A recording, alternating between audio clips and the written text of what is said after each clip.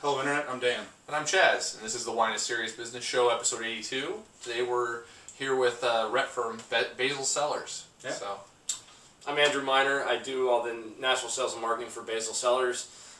We have 4 different wines that we're showing today, and these guys were nice enough to invite me over and drink some wine and hang out. So I'm really excited to be here.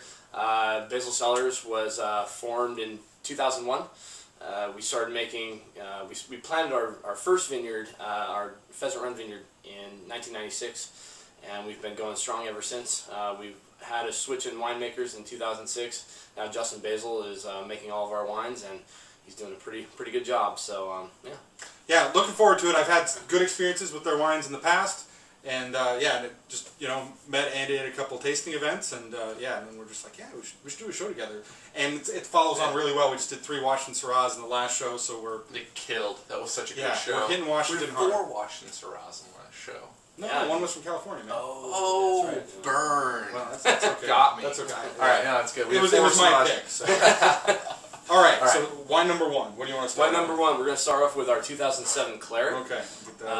This is, it's basically Cab and Merlot heavy, with a little bit of Cab Franc, a little bit of Petit Verdot, and a little bit of Malbec.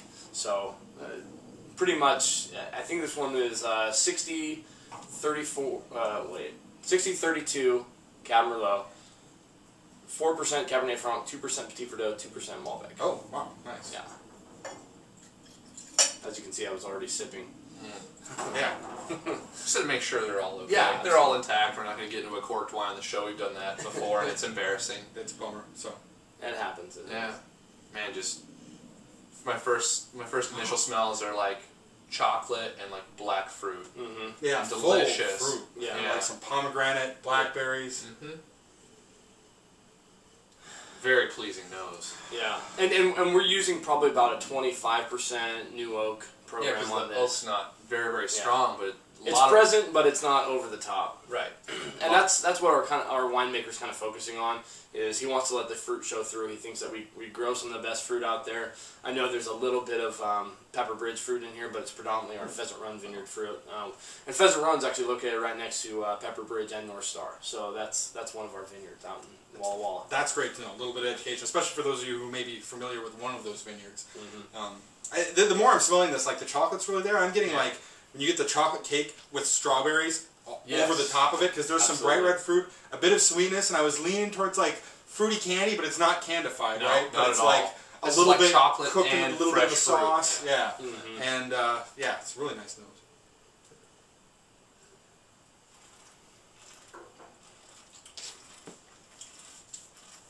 Pretty full on the palate, like the tannins set in right away, but they never get overwhelming. The dark fruit flavors play a lot more than the red ones do, I think. Yeah, and it, this is our entry level blend, so it's not gonna, it's the most production that we do of all the wines. I think for the value, I mean, it retails for about 20 or under, so it's a good valued wine. 20 or under? Yeah. Yeah, very nice for 20 or under. Yeah. So this is kind of our driver wine that we have. So cool. Starts off with like some really pleasing black fruit. Sort of tobacco note as the tannins sort of take over. Reminded me a little bit of like cigar tobacco. Mm-hmm. A lot of like really bright acidity. Pretty strong tannins for an entry level blend. Like typically you expect these to be a little limp. Like this is full on and strong. It's interesting wine. Full acidity is really drying things out for me on the back end. Where like a little bit, of like darker strawberries are lingering for me. Oh man, yeah, the acidity is working on me really late, which makes me think that despite this being like $20 entry level, etc., I'd have no problem with aging this for absolutely. Like you it's let only it stop 10 years, for a couple no years, problem. Yeah. And it's a 2007 vintage, so I mean, this will lay down, like you said. I actually cracked open a 2002 from us. I was out in Claret. I was out in Nebraska. We sell wine in Nebraska. Nice. I was out in Nebraska, and they had one last bottle on their list, and I bought it, and we popped it open. I split it with this guy at the bar, and it was killer. I mean, it was a 2002, drinking great. You could have laid it down for another 3 years. Real pretty wine. So. And I would almost say that this needs a little more time to soften. Like this is still structurally pretty strong. Mm-hmm. But that said, this is going to deal with like any sort of food you're eating with the meal really, really well, and has enough pleasing flavor right off the bat that you're getting enough wine, and then killer price. Yeah, definitely. Or like if you're new to wine, if you're just getting into it, looking for some stuff to lay down and age and kind of experiment with, I think this would be a lot of fun to see how it goes. You know, try one at 2 years, try one at 3 years, see how it changes. So. Absolutely, and this is getting close to being gone, so we'll be rotating into the 2008 vintage. So, can you talk a little bit to like 2007, 2008? I heard 2007 was a good vintage. 2007 was like 2007 was probably probably one of the best years that we had in Walla Walla, and the 2008 vintage not much different than that. I mean, it was a really good year. Really hot year. I mean, we've actually had some problems this year. So the 2011 vintage, we're keeping our fingers crossed, and hopefully we're going to have a good year. And I know in Oregon they're having the same kind of thing. But we had a big freeze in 2010, and so it's going to really affect. But we're going to stay optimistic and stay positive. But yeah, the 2007 vintage was just a killer year in Walla Walla, like all around. So we're pretty excited about it, and these wines, like I said, they're showing through, like you guys are saying, and they're doing pretty well. Very exciting at the price point. I like the fruit. I like the structure. The acidity is ripping on it. I love it. 88 points for me, and totally something that, if you're interested in these sort of wines and want something, like Dan said, that you can lay down for, like, buy 4, 5, 6 bottles and try sort of check in on them every year. Yeah.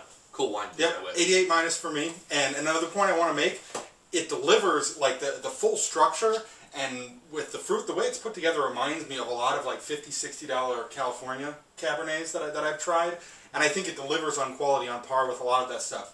The fruit is definitely different though. I don't think, it doesn't remind me, flavor-wise of something from California or other places. It is pretty distinct, which I like about the other wines I've had from you. Like, you guys really deliver Walla Walla consistently, and that's pretty good. Yeah, absolutely. So the next wine we have is our 2008 Malbec. This is the first year that we've ever done this. This is actually, I don't think I've even tried this yet, so I'm pretty excited about this one. We only did about 400 cases on this, so real small production. The Malbec is coming from Sheldon Milley Vineyard, which is out of Prosser. We've been working with Dennis Pleasant over there. He owns 2 different vineyards. Dennis grows some incredible Malbec, Carmenere, Cabernet Franc, Petit Verdot, stuff that you don't really see. A little nerdy, right? Yeah, it is. It's right? so geeky. The stuff that people typically blend with, but I've seen more of these like interesting varieties coming out as single 100% wines of unique grapes. Yeah, and I think it's great too. I think it it gives more identity to Washington as a state, and just having something so unique like this is pretty fun. People, especially like us, we can kind of geek out over it and be like, oh wow, that's kind of an incredible thing. Who'd have thought? In Washington State. Yeah. So. And is this the first year that Basel Cellars has made Malbec? Yes, this is the very first year. So we just released it to our wine club. Yeah, it's not even on the market, so it's at the winery you can buy it. But I only get allocated like a few cases of this. So. And that's your rinse if you want to treat it that way, or if you want to do that as your taste. Should I just dump it? Sure, whatever. You can dump it, or you can drink it. Yeah. There you go. Yeah. Appreciate that. Show the guys some love. Dump it. You don't dump good wine. It's Friday. It's kind of our thing. It is Friday. Yeah. I'm excited about today. It's going to be a good weekend. Actually, I'm going to be tomorrow at Edgefield, McMenamin's Edgefield. They're doing their Syrah tasting. Yeah. Are they? They bring in Ken Wright's going to be there, and it's their Syrah Fest or whatever. Shit. Wow, you might see me there. Yeah. we'll see. It's going to be pretty awesome. I was there last year, and they had awesome food, and it's a cool venue, right? It's yeah. Cool space. So. Really cool space. I used to not be so big on Syrah, and the more I drink it, especially like that Syrah, the show that we did, like all those wines were so good. I was just like, it's out there. I know. I think Syrah is probably one of the best varietals we do in Washington State. Syrah and Merlot, but I think Syrah is probably the best varietal we do in Washington State. And we do get a lot of love in the Northwest, but when you go out of the Northwest, you don't get as much love for Syrah. It's one. But it's coming. I think it was really hot, and then it wasn't, and it'll come back. Yeah.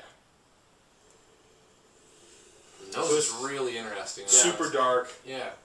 So for me, there's a sort of creaminess to it, like a sort of a, I don't want to call it vanilla because it's not vanilla, but it's like a creaminess. And my mind keeps going back to like strawberry shortcake, like with whipped cream and strawberries. Oh, okay. But not with strawberries because it's darker. It's almost like some kind of flower petal shortcake. You know, like whatever that means. There is a distinct floral note on this. No question. But I know what you're saying. It's almost like they ground up like the flour and made it into that shortcake. Yeah, and there's something there's distinctly creamy about this too. That's really, really appetizing. It reminds me of some smooth cigars, and not like the really dark ripping Maduros that you'll have, but just like the lighter colored one. I don't know cigars all that well, but like the lighter colored ones that have a really smooth feel to it. But it's still got that little hint of spice and some really dark fruit showing. Like the the nose is definitely way darker than this. It's good. Smells really appetizing overall. Wow, really approachable. And this is something I really love when we were talking about growing new grapes in the same area. This is giving the explosion of blue fruit that I distinctly associate with Walla Walla. And to see that out of Malbec, this is something I've associated with Syrah and some on Cab and Merlot, like you've been talking about. But this is yet another grape from that region that's really expressing that. And I think that's really fun to see. Yeah, and I mean it's really, I mean, you know, you can get some of the Argentinian Malbecs that are a little bit lighter. This one's a little bit denser, a little bit thicker, definitely, a little bit chewier. Yeah, really, really good full body on this. His acidity cleans everything out though, and the palate's not like goopy or heavy. Yeah, or really heavy. Fruit lingers nicely on the palate. And one thing, like you're talking about the blue fruit, is like typically with wines like these, I expect the blue fruit to drop out and to sort of change to something else. I'm still tasting it like way after I swallowed it. Yeah.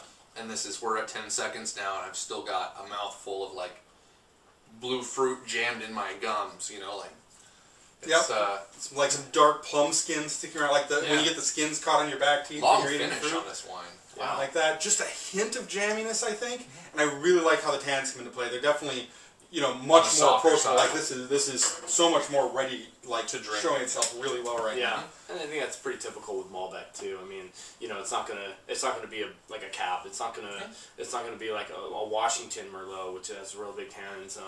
It's gonna have those tannins, but they're gonna be still a little firm, but they're gonna dissipate on that finish right there. So. And I really like how that's playing with the acidity. What's the price point on this? This is 36. Okay. So it's a little bit higher price point because we only make about 400 cases on it. It's mainly going to stay at the winery. We're not going to put it in distribution. It'll fly. We do a Cab Franc too, and we do like 300 cases on it. So, it mainly goes in the wine club and sells that at the winery. And even at that price point, I don't scoff at this wine. Totally reasonable. If you were going to say 20 again, I was going to flip out and start jumping up and down because it's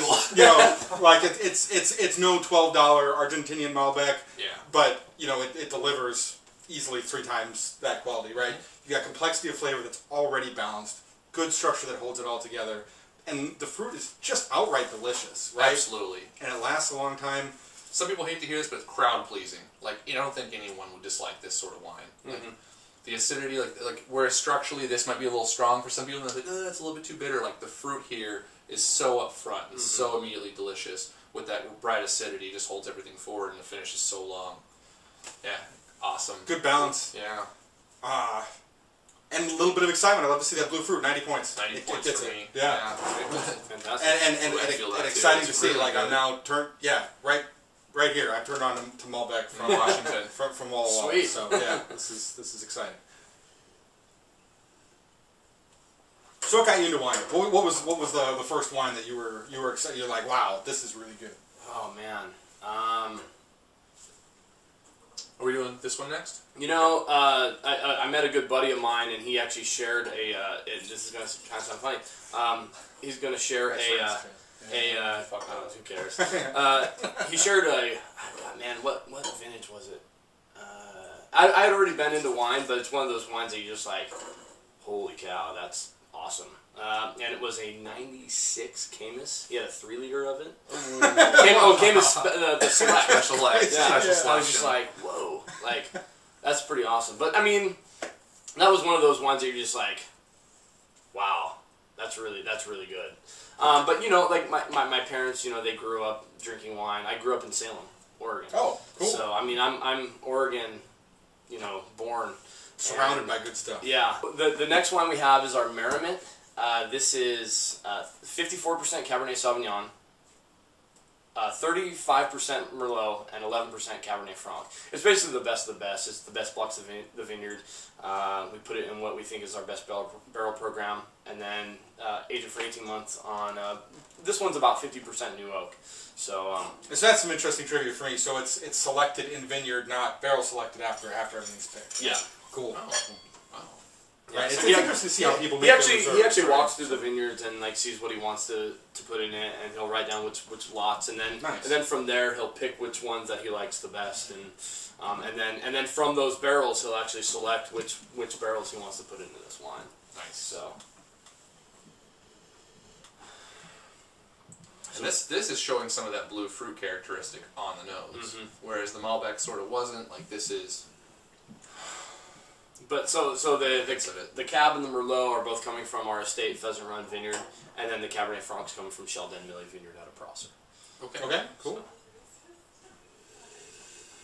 Your roommate's home. And a little more delicate on the nose too. Like I'm definitely getting just like you know, light floral notes, and the fruit's a little more elegant already.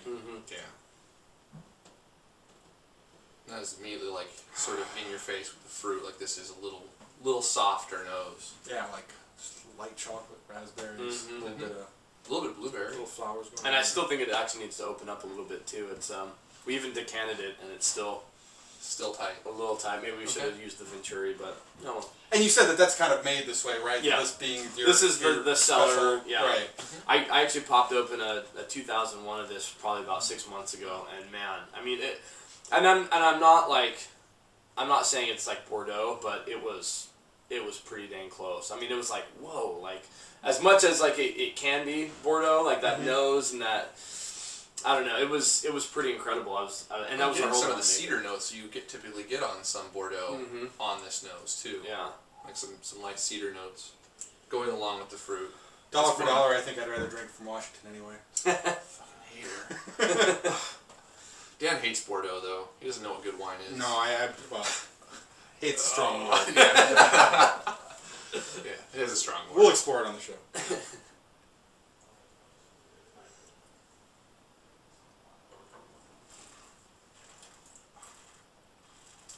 Wow. And really, I'm getting like the chocolate from the nose, again, has this like delicate touch, it's like a powdery feel. And the tannins have a little bit of that dusty feel to it. That really the dusty quality I definitely get wash in over this. the whole palate. The acidity here like almost explodes once you swallow it, and there is a definite like wood component here, but it's almost like a dry cedar board. I mean, really cool use of wood. Man, the fruit I'm still tasting. It's like long. And the tannins are so nice. Yeah, very refined tannins on this. Yeah.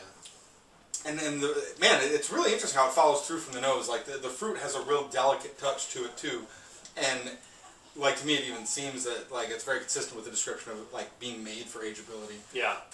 And that everything's like put together. The structure is even somewhat in the forefront right now, where things are full and the fruit is so wound up in the back. I mean, it's big, but it's. And the flavors are there, and the balance is there, which is something that's hard to acquire over time, right? The tannins are.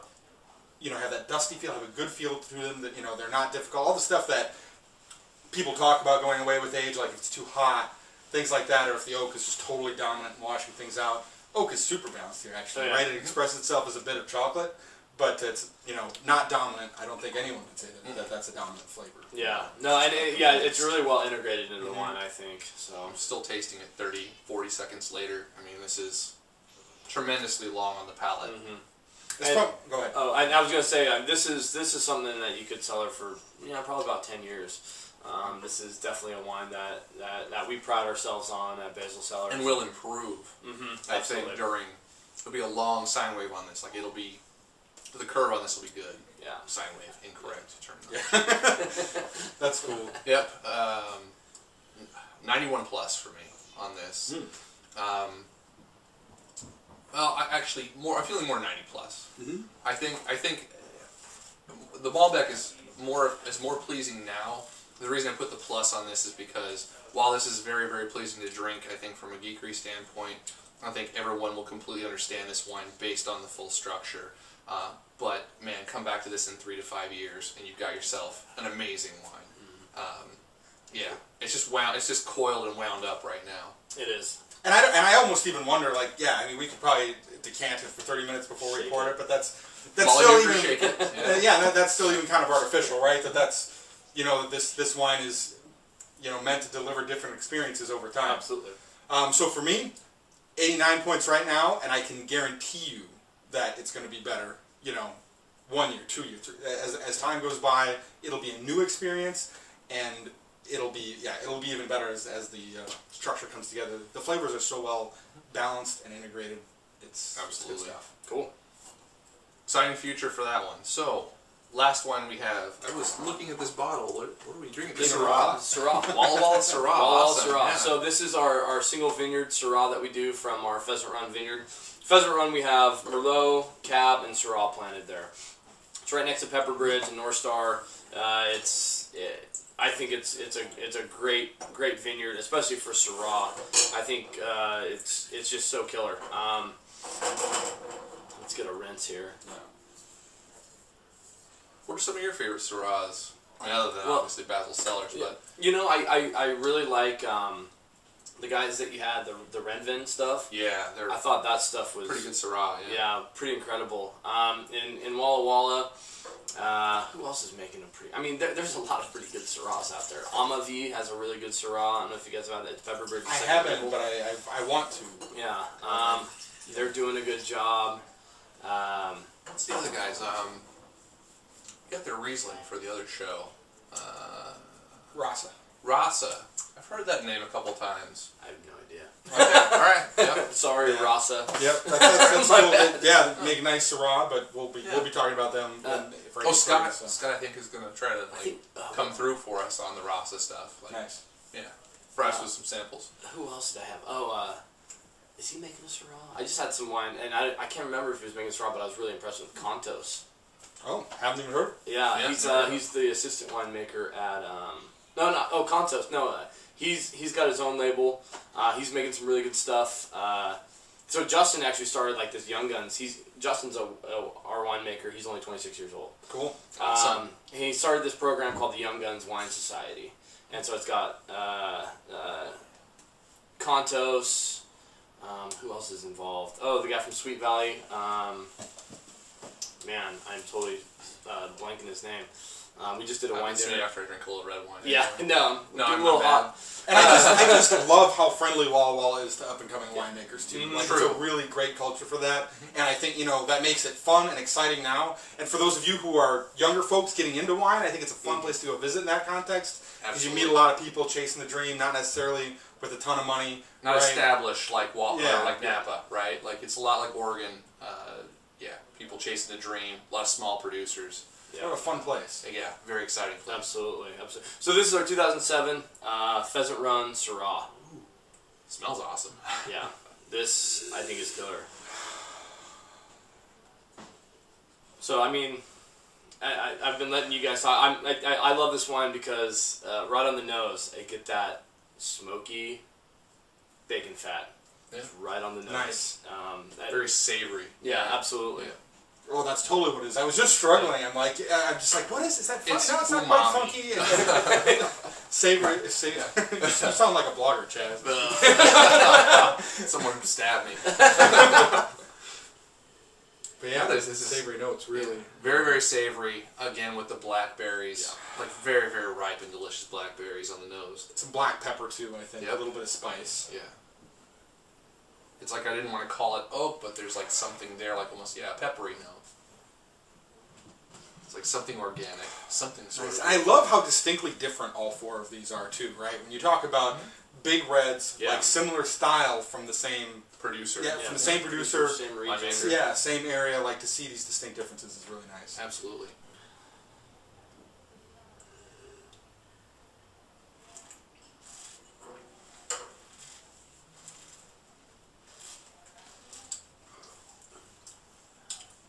Yeah, solid fruit again. The oak's making a little more of an appearance here than it has on the other three. But it works well, right? Like a little bit of vanilla flavor in with these darker fruits. Definitely more blackberry style fruit than like maybe the plums or raspberries I was talking about before. Not so much chocolate, right? The oak is expressed more as vanilla than chocolate in this case, I think. Yeah. And bright black fruit right off the bat, but man, sort of turning like tart and lingering that way. Like you've got a mouthful of sort of like blackberries, and you get one of those ones that's like a little underripe. It's black, but a little underripe. And that just sits through the entire finish while the acidity sort of builds, and like, man, the tannins just on the palate, in a good way. Like, I guess I shouldn't say, but anyway. And you said this is your OG vineyard, right?